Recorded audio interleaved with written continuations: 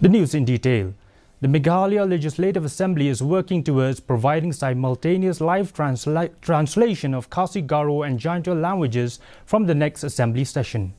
Informing this, Assembly Speaker Thomas Sangmas said that this will be done with the help of artificial intelligence and experts from National Law University that have been engaged for the job.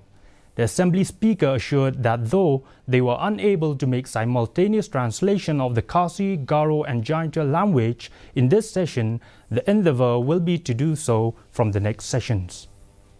6 months, within 6 months, definitely we will be having another Assembly session where we will try our best to introduce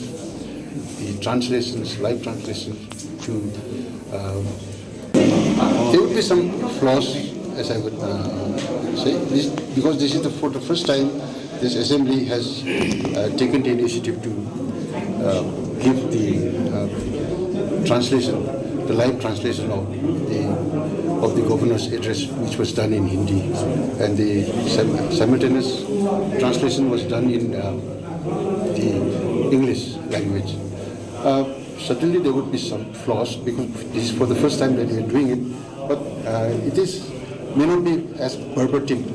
but this was done along with the help of